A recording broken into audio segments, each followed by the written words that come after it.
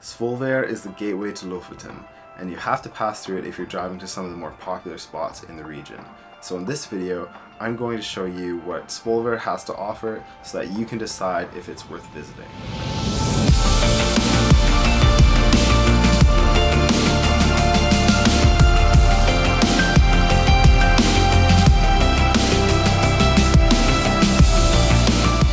Hey everyone, welcome to The Path Less Traveled. My name is Ryan and welcome to my Northern Norway travel series and the very first video that is for the Lofoten region of Northern Norway.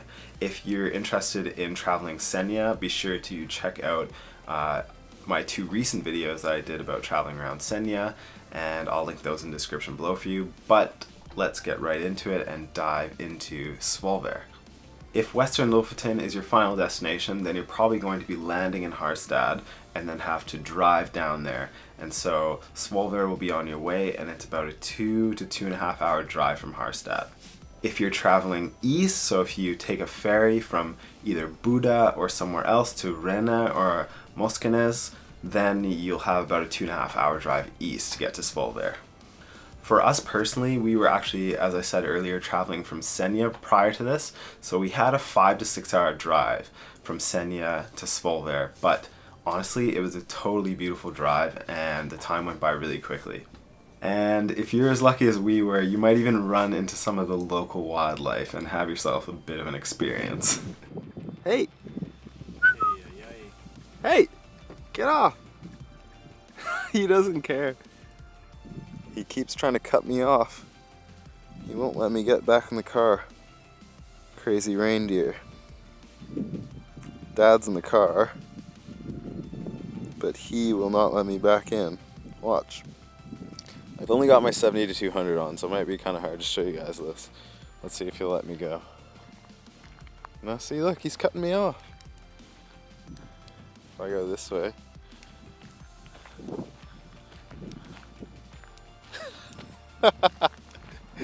See, he's cutting me off.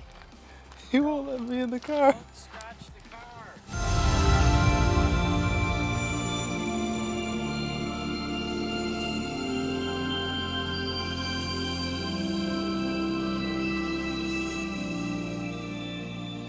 Now, when it comes to accommodation in Svolvær, you pretty much have your pick. It's one of the biggest, I guess you could say, urban centers in all of Lofoten, and so you have everything from hostels, backpacker style, to fancy hotels, to those really trendy little restored old fishing houses, little red houses that you see in all the photos of Norway everywhere. But we chose a place called Fast Hotel.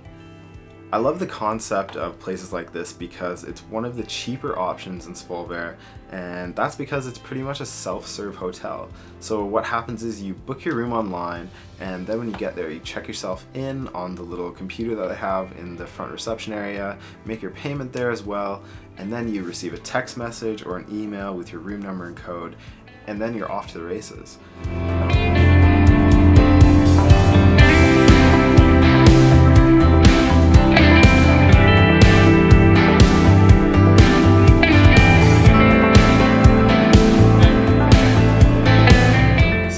Is also pretty cool about Fast Hotel is that every morning you get a breakfast, and it's pretty basic. You kind of get some bread, jam, cutlery, like a bit of cheese, ham, really basic stuff. Comes in a nice little cooler bag to hang it on your door, but it's kind of just like a nice little extra thing that will save you a few bucks every morning. Alright, so now that I've told you a little bit about some of the accommodation, we can get on to the fun stuff, which is all the activities in the area. So for a morning activity, I highly recommend going out on a boat and going to see the seagulls. They are incredible creatures. They have the largest wingspan in the world for any eagle, which is really cool, and they're just so much fun to watch. And if you're a wildlife nerd like me or a wildlife photographer, you'll absolutely love this experience. The landscapes are also super gorgeous from the water.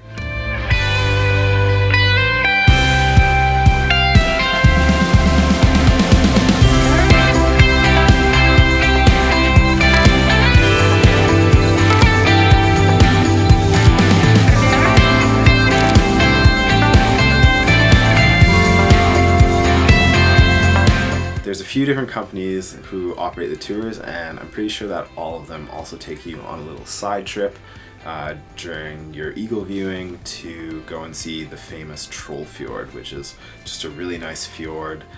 Basically, it's like a little sliver of ocean that cuts into land that's got some really dramatic mountains surrounding the water, and it's really beautiful. Definitely worth a visit as well. Okay, you ready?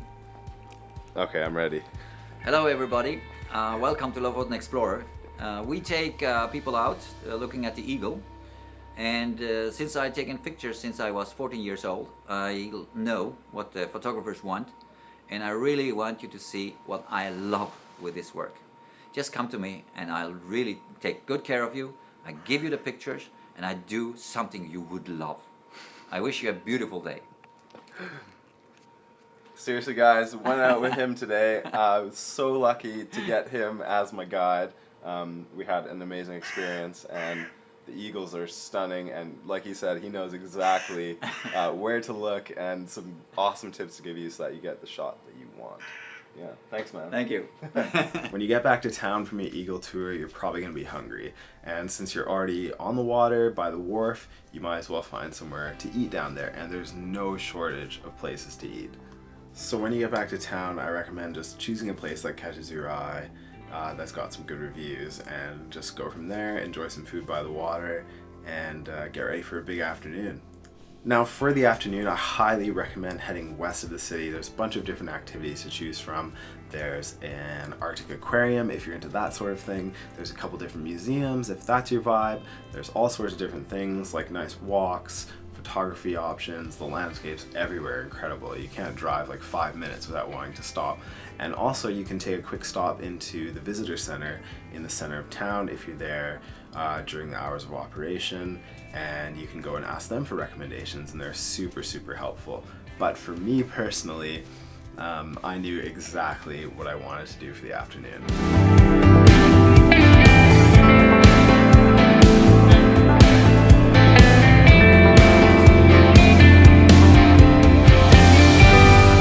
So right now we are in Henningsvaer, which is most well known for its soccer pitch on a little tiny island in the middle of the sea. Henningsvaer is a town that is a bunch of little islands that are all connected by bridges and roads, and it looks amazing, especially from the air. So I'm going to show you guys some of my aerial footage from tonight, and hopefully convince you to add Henningsvaer to your list when you come visit Lofoten. It is just a 15-minute drive down the road from Svolvær. And if you're headed down kind of more to the southern part of Lofoten, the western part, it's totally on your way, and it's barely a detour, so definitely worth a stop. Yeah, I'll stop talking. Here's the footage. Enjoy.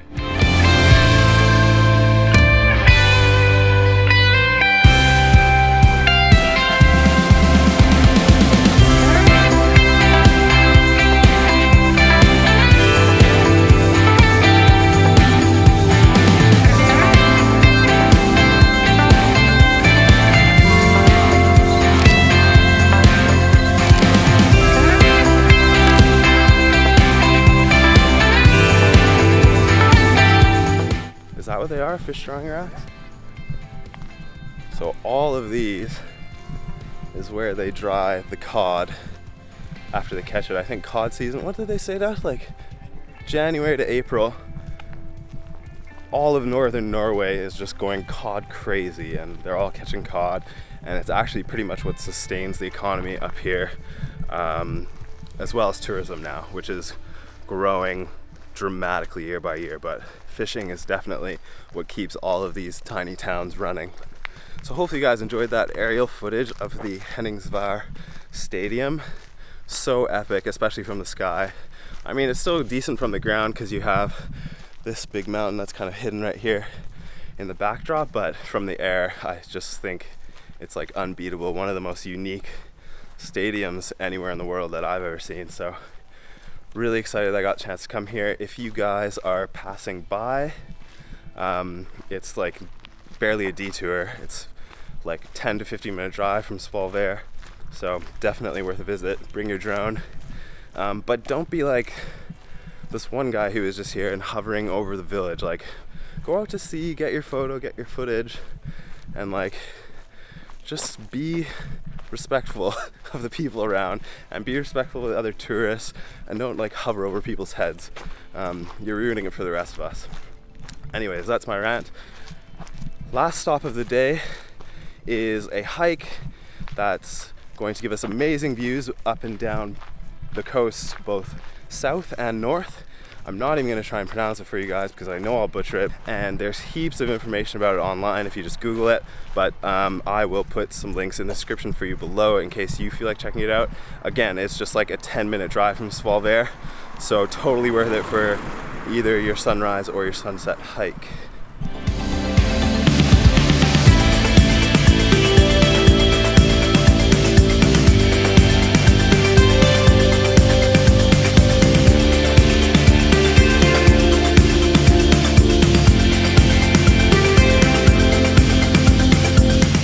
So just so we're halfway, as you can see, we've already made some pretty good ground. It's bloody steep, but we're like almost at the ridge, so super excited to get up there.